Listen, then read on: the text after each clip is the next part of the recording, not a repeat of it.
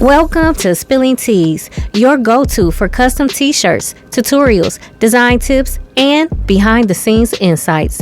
If you love do-it-yourself apparel, creativity, and turning it into cash, you are in the right place. My contact information is below in the description area. Don't hesitate to reach out. Quick disclaimer. The image shown in this video was gifted and is not for sale. It is used strictly for demonstration purposes only. If you'd like to skip ahead to any specific section, the full set of timestamps is listed in the description box below. This video is part 2 of the Sublimation Paper Matter, Cotton Shirt, and Tumbler Test Before You Buy video. I will link part 1 below and have it listed at the end of this video. Today we are going to get into how I was able to design this image in ChatGPT and how I moved it over into Canva to add to the Tumbler design. Now you know I like to have a little fun, so before we jump in, let me hit you with a quick trivia question. Do you know when the very first idea of artificial intelligence was created? Drop your guess in the comments. When I learned the answer about 4 years ago, it blew my mind. I remember thinking how cool it would be if we had something like that, and to see how we have it now and how powerful it is, it's just so amazing.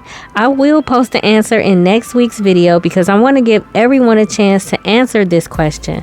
I am really curious to see if you guys know this. It will blow your mind if you don't. I promise you it will. Anyway, I'm going to jump right on in, and I also have a freebie giveaway for you all a little later in this tutorial for you to use in ChatGPT, and all you have to do is fill in the blanks with whatever you like. Let's go ahead and get started. The first thing I'm going to do is transfer the image from ChatGPT into Canva so that I can make a full Tumbler wrap. I'm going to click on custom size on the right end of the toolbar in the middle, and I'm going to change the dimensions to the size of the wrap that I need, which is 9.5 for the width and 8.1 for the height.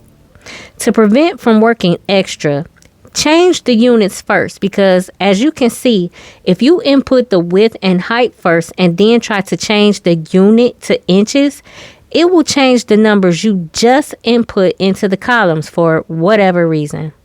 Now I'm going to upload the image by clicking on this upload tab on the left hand side.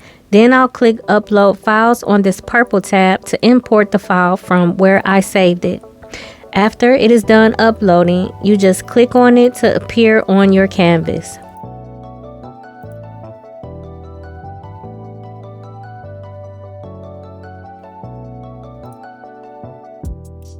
Now I'm just moving it around to get an idea of what to do with this. On the left side panel, I'm going to click on Elements and type in the search bar, purple background.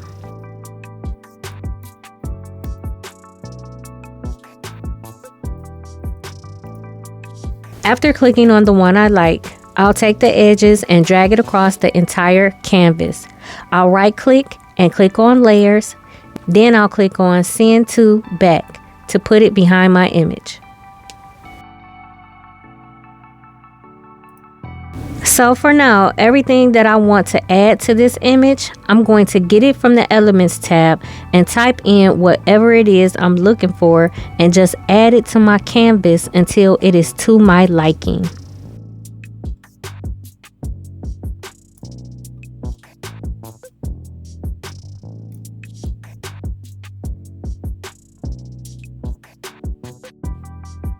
For this purple glitter background, I need it on the other side of the image. So I'm going to click on it and tap this tab that looks like 2 sheets of paper to duplicate it and move it to the right side of the image.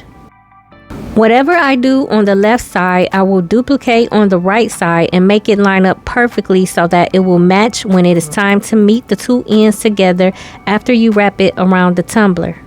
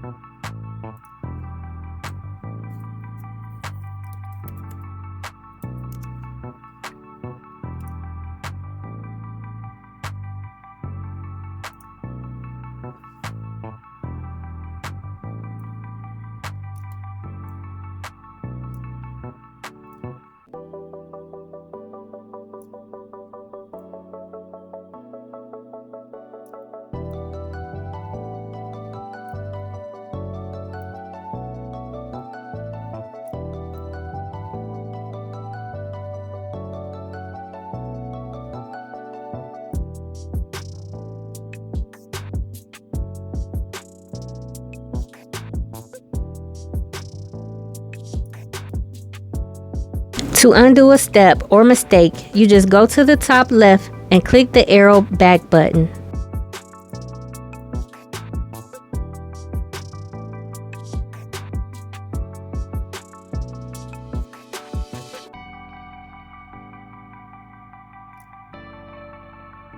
I'll highlight the pearls and duplicate them to add to the right side.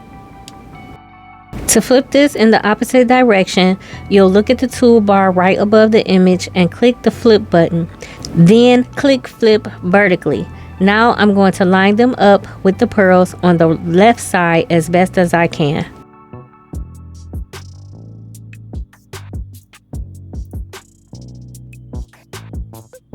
Now I want to make sure this looks good visually before I continue, so I'm just going to manipulate the size of the image to my liking.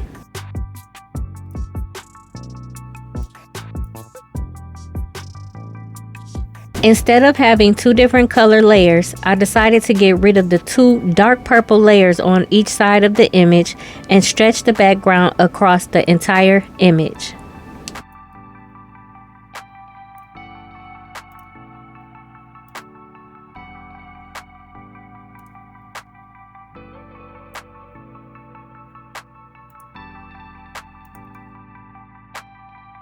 I ended up losing my image, so I just imported another one.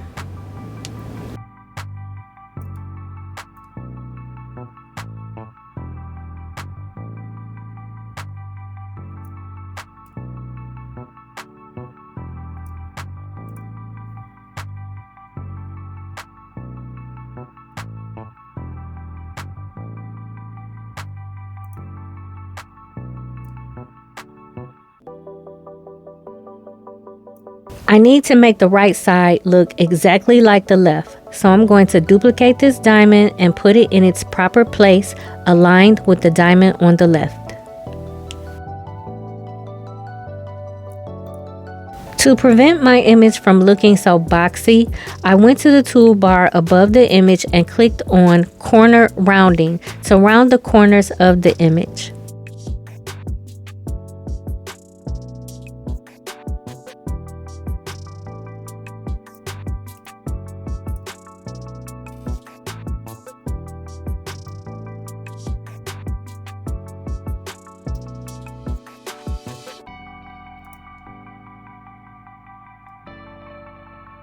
The image looks a little dull to me, so I'm going to go in and make it pop a little by adding some highlights.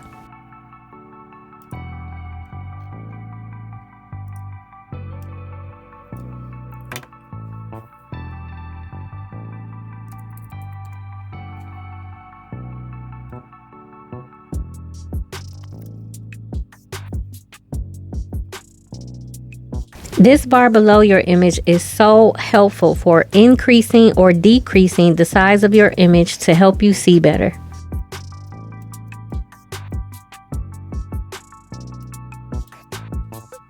Adding these highlights really help to wake up the dark purple background and to really bling out the diamond accents in the image. I try to find different shapes of the highlights so they won't all be the same, and they will give off different shining effects.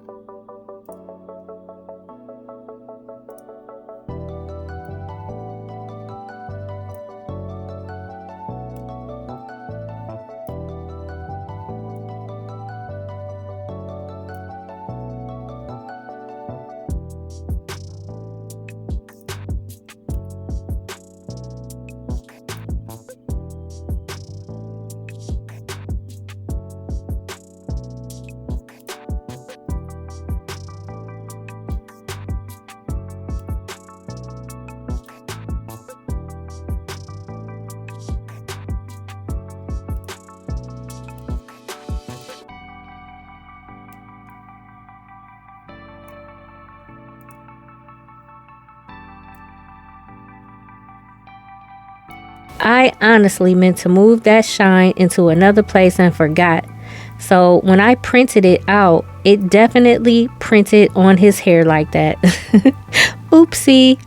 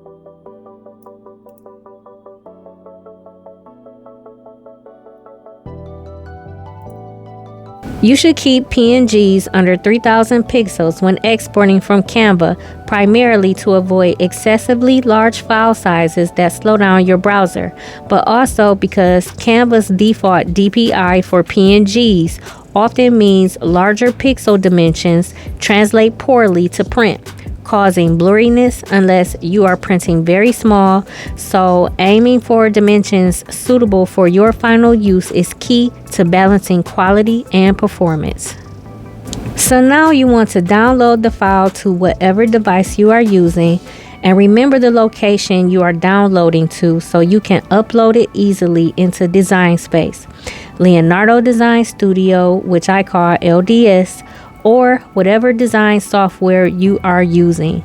Today I'm using Cricut Design Space. Since this design is complete and no editing is needed, we can just upload it and click apply and continue.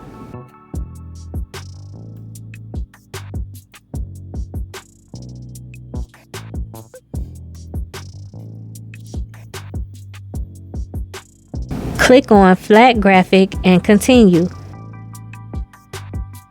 Then click on Upload.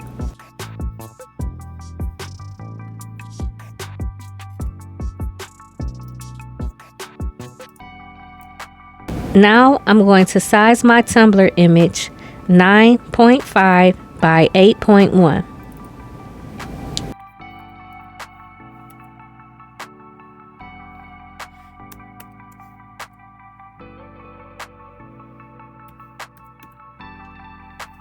I'm going to hide the second image so it will not print with the Canva edited image by clicking the eyeball on the right panel.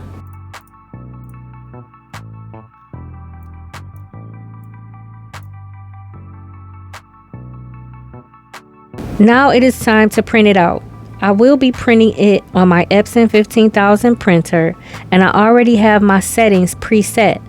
If you have this printer and having trouble with your print settings, I have a link that you can click on to get a free copy of the printer settings that I use for my printer. It'll be linked in the description below.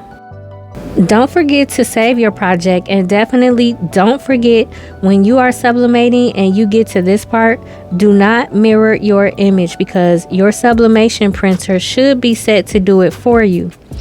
After you send the image to your Epson, look at the print preview. It shows you how it will print out, and make sure it is backwards or mirrored on Epson's preview screen.